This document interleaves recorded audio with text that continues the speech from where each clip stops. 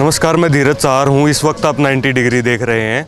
इस वक्त मैं लघु सचिवालय में मौजूद हूँ और मेरे पीछे जो है गांव के लोग आप देख पा रहे हैं, महिलाएं आप देख पा रहे हैं। जो बादली से जो विधायक हैं कुलदिवस, उनके गांव सुरेती से ये आए हुए हैं पंचायत लेकर के, और आज डीसी साहब से और कमिश्नर जो हैं सीपी, उनसे मिलने के लिए यहाँ पर लघु सचिवालय में आए हुए हैं। और 1984 से एक ज़मीन विवाद जो है चला हुआ है सुरेती गाँव में।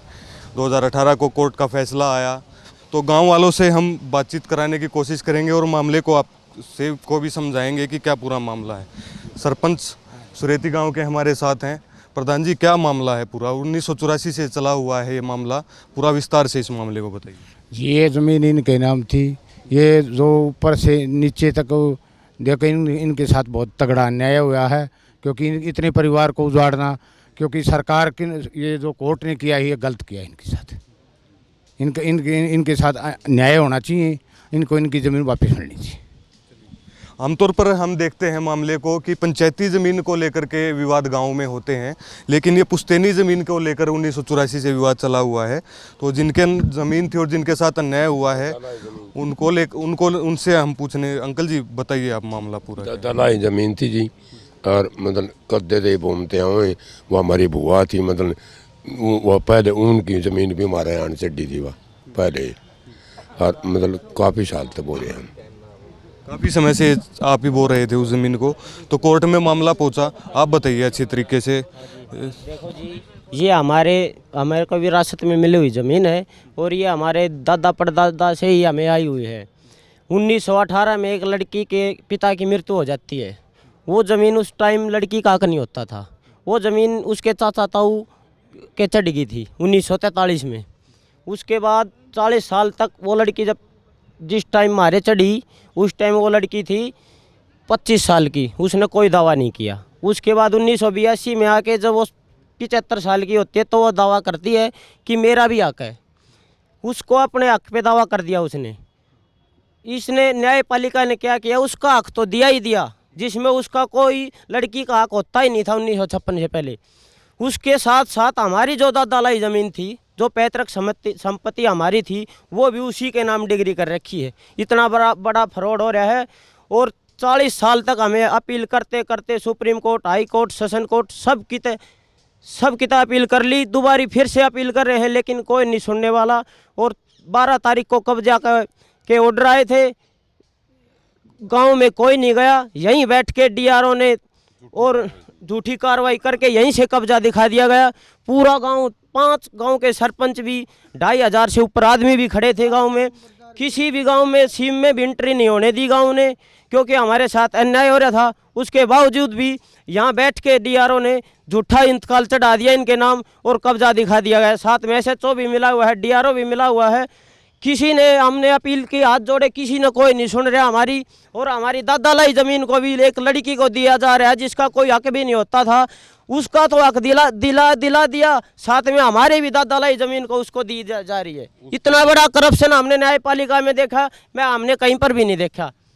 ये देखिए, ये मेरे पास आपके वो क्या कहते खुर्शीनामा है। ये परिवार अमीलाल का हमारा है। ये रामनाथ का, जिसकी जो लड़की थी हमारी, जो बुआ थी, वो उसका है। ये तीसरा परिवार जो हमारे दूसरे हैं, इनका है। ये 1938-39 में ये जो हैं, ये खेवट नंबर अलग अलग है। हमारी भी अलग है, इनकी भी अलग है, इनकी भी अलग है। उसके बाद ये 42-43 में ये गुजर जाते हैं। उस टाइम पे लड़की का हक होता नहीं था। आज़ादी से पहले की बात है, किसी को इतना ज्ञान नहीं था। सब कुछ अपने आप, जो रेवेन्यू रिकॉर्ड है, उन्होंने अपने आप इन 2 खातों में मर्ज कर दिया इसको, ठीक है।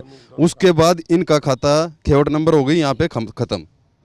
अब जब ये खेवट नंबर पहले इनकी अलग थी, हमारी अलग थी, तो हमारी इनके साथ अटैच कैसे कर दी? किस आधार पे बेस वो की है? जज साहब ने ऑर्डर दे रखा है कि सेल्फ ऑक्यूपाइड ज़मीन है। सेल्फ ऑक्यूपाइड ज़मीन है तो इन्होंने किससे खरीदी, उसके कागज़ दिखाओ हमें। आसमान से तो आई नहीं ज़मीन, कहीं से खरीदेंगे तभी तो किसी के पास जाएगी ज़मीन। एक भी अंतकाल में दिखा दो किसी के इस आदमी से इन्होंने खरीदी है। ये पैतृक संपत्ति है, ऊपर से नीचे आई हुई है। और इसको ये उसको जज साहब पहले वाले जज साहब ने लिख दिया कि ये उसके फादर की सेल्फ ऑक्यूपाइड ज़मीन है। आगे उससे आगे हमारे जो सिविल केस हैं, इनमें कोई नहीं सुनता। नीचे वाले जज की बात पूरे सुप्रीम कोर्ट तक जाती है। नए एविडेंस हम डाल नहीं सकते, और ये एविडेंस भी हमें बाद में मिले हैं। यहाँ वकील है विजेंद्र धनखड़ और महेंद्र सिंह गुड़िया, जिन्होंने माहौल ख़राब कर रखा है यहाँ का। वकील नहीं है, ठीक है, विजेंद्र धनखड़ का फादर यहाँ पे गिरदावर था, उसने हमारे जो पैतृक संपत्ति के कागज़ थे इनको दूसरे गाँव के कागज़ों में डाल दिया। जब हम सुप्रीम कोर्ट में आ रहे तब हमने ये कागज़ ढूंढे हैं, तब ये कागज़ मिले हैं। हम अब पेश करते हैं तो कहते हैं ये पहले लगाने थे। अब हम ये बताया जाए कि हम इनको कहाँ लगाएं। जो चीज़ हमें बाद में मिली है, या तो न्यायपालिका में ऐसा सुधार करना चाहिए, अगर बाद में एविडेंस मिलता है तो उसको लिया जाए, वरना फिर न्यायपालिका ख़त्म करो। क्या मानते हैं कि एक साजिश के तहत आपकी जो ज़मीन है उसको ये साजिश के तहत, और ये जो हमारे डीआरओ हैं ये बहुत ही करप्ट, प्रमोद चहल बहुत ही करप्ट डीआरओ हैं। हर एक आदमी से गिरदावरी करने के लिए भी बोलते हैं लाख रुपए लगेंगे।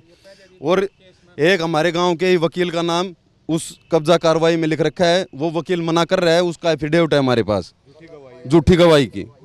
ठीक है, तो हम ये चाहते हैं कि प्रशासन इन पे भी कार्रवाई करे और हमारे को न्याय दिलाया जाए, या फिर हमारे को परमिशन दी जाए कि हम आत्मदाह कर लें। हम इस पर यहाँ के हैं ही नहीं, जब हमारे पास कुछ है ही नहीं तो हमें आत्मदाह की परमिशन दी जाए यहीं पे सचिवालय में। ठीक है, कितना रुपया में इनका ये सौदा होया है, ज़्यादा से ज़्यादा रुपया लिया इनने। और उसका धनखड़ का और महेंद्र गुड़िया खाता चेक किया जाए, 4 महीना भीतर इसने कितना रुपया कटवाया, कहाँ का दिया ये। हमसे भी पैसे मांगे थे, हमने मना कर दिया तो बोला तुम्हारे को मैं कब्जा दिखाऊंगा। यहीं बैठे बैठे हमसे भी 5 लाख रुपए की डिमांड की थी, हमने पैसे नहीं दिए तो हमारे साथ उल्टा करके उनसे पैसे खा के उनके नाम कब्जा दिखा दिएगा। वो भी यहीं बैठे बैठे गाड़ी के अंदर ही, गाँव यहाँ से निकले ही नहीं। दफ्तर में बैठे बैठे ही कब्जा, बैठे बैठे भाई साहब सीम के अंदर तो गई ही नहीं पुलिस गई। ये पूरा गांव गवाह है हमारा। 2500 से ऊपर आदमी वहाँ बैठे थे, किसी की कोई एंट्री नहीं थी। यहाँ बैठ के पैसे खा के नीचे से ऊपर सब मिले हुए हैं। साथ में ये वकील महेंद्र गुड़िया और विजेंद्र धनखड़ ये भूमाफिया हैं। इन्होंने इनसे किला का लोभ दे रखा है, अकबेरा ने इनसे पैसे दे रखे हैं। ये सब मिलके इन्हें एक गिरोह बना रखा है। ये लोगों की ज़मीन को लूटते हैं और झूठे कागज लगा के उनकी ज़मीन को हड़पते हैं। ये महेंद्र सिंह गुड़िया को तो बहुत से झज्जर में भी के नाम कई कंप्लेंट आई हुई हैं। कितने परिवारों से जो है ज़मीन है वो जुड़ी हुई थी? ये 40 परिवार हैं, जिसमें 250 लोग हैं कम से कम। इनकी ज़मीन जो है धोखे से दूसरे के नाम कैसे दादा लाई ज़मीन को छीन लिया गया है। और अगर हम यहाँ के नहीं हैं तो हमारे 3 पीढ़ी हमारी फौज में नौकरी कर गई। हमारा ताऊ 1965 की जंग में शहीद हो गया, तो वो हम कहाँ से आ गए? या तो हम सीए के तहत हमें देश से बाहर निकाला जाए, या हमारे को हमारी ज़मीन दिलाई जाए। भाई साहब ऑलरेडी ठीक है, कागज है हमारे पास 1879 से लेके आज तक के हमारे पास ऑन रिकॉर्ड कागज हैं जो हमारी दादा लाई सबूत है। वो जो लड़की के का हमारे चढ़ा था वो भी हमें नहीं चढ़ाया ज़बरदस्ती, क्योंकि वहाँ लो था। 1956 से पहले लड़की का हक नहीं था, उसके चाचा ताऊ के जाती थी। लेकिन वो हमारे आ भी गई तो उसी का हक तो देगी कोर्ट। ये तो नहीं है कि भाई का हक भी छीन के वो लड़की को दे देगी। वो खुद एक रोटी मांग रही है, उसको भाइयों के छीन के 4 रोटी दी जा रही है। ये न्यायपालिका का न्याय कितना बुरा हो रहा है हमारे साथ। और उसके बाद हमने थर्ड पार्टी का केस किया था, उसमें हमारी बुआ थी, उसको उन्होंने पार्टी नहीं बनाया था। ठीक है, उसको पार्टी नहीं बनाया तो हमने उसके बेस पे केस किया। उसका वो बोल रहे कि उसके हम 4 किले छोड़ देंगे। जब हमारे बुआ के फादर कोई ज़मीन नाम नहीं है तो उसको ज़मीन कहाँ से आ गई? क्योंकि उसकी ज़मीन फादर से आई है, फादर के नाम ज़मीन नहीं है तो उसके 4 किले किस बेस पे छोड़ रहे हैं? हमें इस बात का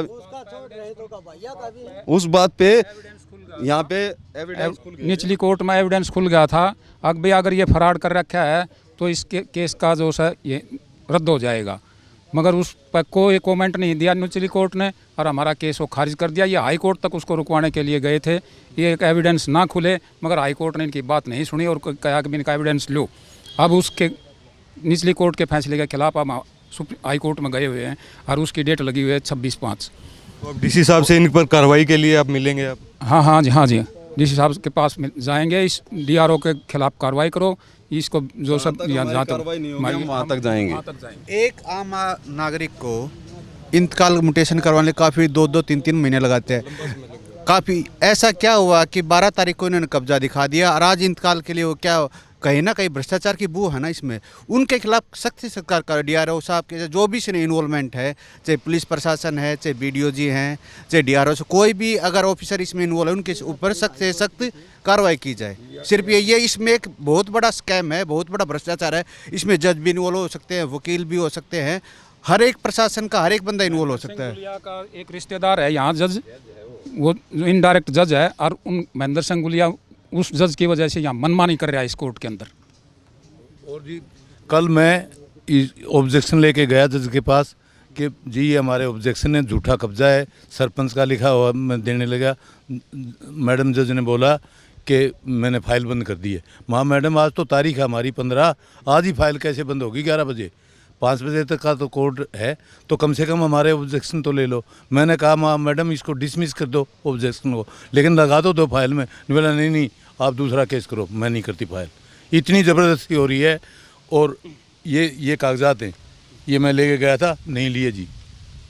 और कोर्ट का फैसला है भाई ये 1485 अंतकाल से हमारी बुआ की ज़मीन चढ़ी है हमारे, तो जो प्रॉपर्टी हमें 1485 अंतकाल से मिली है वही तो जानी चाहिए। पूरी प्रॉपर्टी कैसे चली जाएगी भाई? 1485 अंतकाल से जो हमें मिला है वही तो वापस रहेगी, पूरी कैसे चली जाएगी? पैतृक संपत्ति। गलत हो रहा है तो गांव हमारे साथ खड़ा नहीं होता, गांव का एक एक आदमी हमारे साथ खड़ा है कि तुम्हारे साथ गलत हो रहा है। हमारे अभी भी आप देख लो, गांव भी खड़ा है।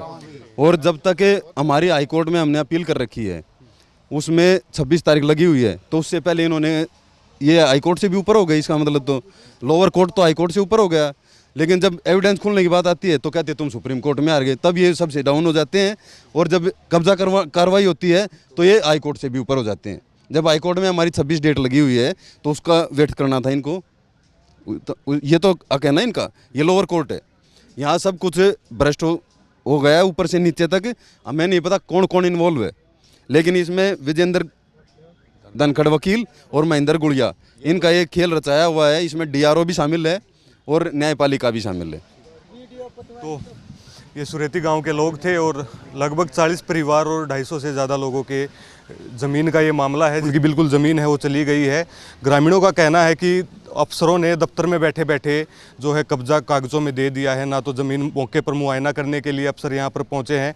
आज डीसी से मिलने के लिए लघु सचिवालय में पूरा गाँव उठ करके यहाँ पर आया है। तो देखते हैं कि अफसरों से कार्रवाई की मांग पूरा गाँव है कर रहा है। आगे जो अपडेट है वो हम आपको बताते रहेंगे। शुक्रिया।